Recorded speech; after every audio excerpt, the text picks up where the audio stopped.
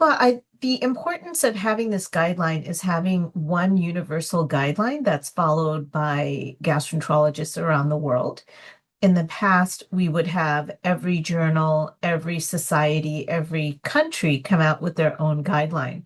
They would interpret the existing data in different ways and come out with varying recommendations. This was very confusing to patients and to the people taking care of them.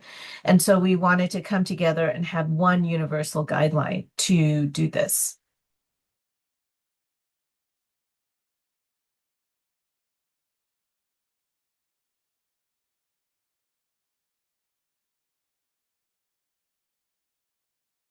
Yeah, so sure. Patients that, the risk of IBD is increasing around the world. It's estimated that there are about 3 to 5 million people in the United States alone with inflammatory bowel disease. And the risks are primarily genetic. So if you have a family member who has IBD, you're at increased risk for IBD. There is also a risk from environmental factors, which is not completely clear, but if you were exposed to a lot of antibiotics in utero, for example, you may have an increased risk of IBD. And also, your gut microbiome plays a role as well as your immune system.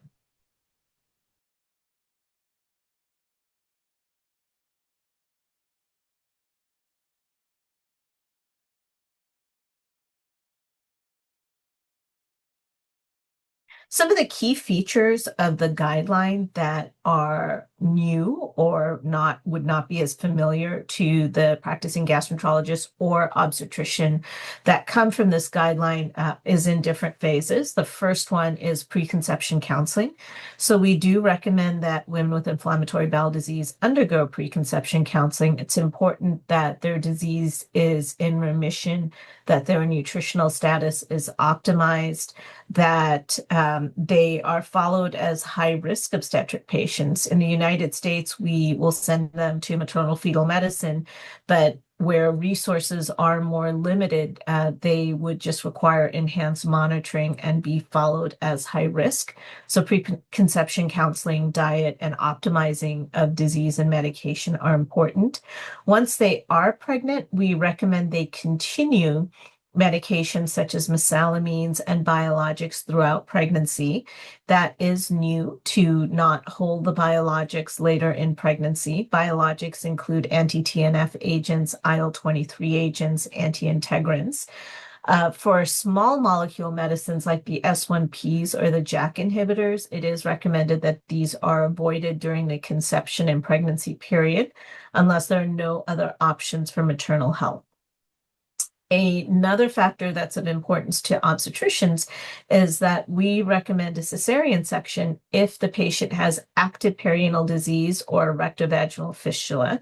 However, otherwise, they should be able to have vaginal delivery based on the discretion of the obstetrician. These women also have higher rates of spontaneous abortion, uh, preterm birth, and complications of labor and delivery, which is why they need to be followed as high risk. They have higher rates of venous thromboembolism and around the time of delivery. So another important factor for obstetricians to be aware of. Women can breastfeed on mesalamine, thiopurine, and biologic agents, but not the small molecules S1Ps and JAKs. And then another novel recommendation is that the live rotavirus vaccine can be given on schedule regardless of their IBD medication based on recent data showing no harm when it's given. And finally, for the obstetrician, we recommend that these women start low-dose aspirin at between weeks 12 to 16 based on the ASPRE ASPRE study, as they are at increased risk for preeclampsia.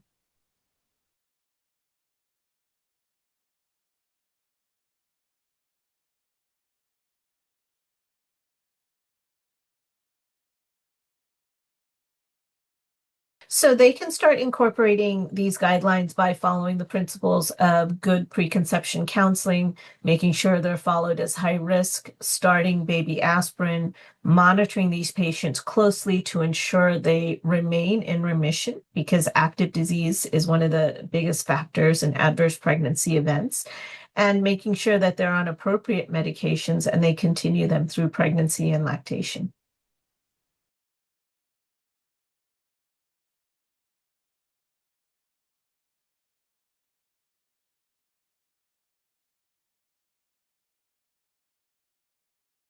The other thing to add is that all of the recommendations can be found on our pianostudy.org website, where you can download the paper, slide decks, as well as a patient video in 7 languages.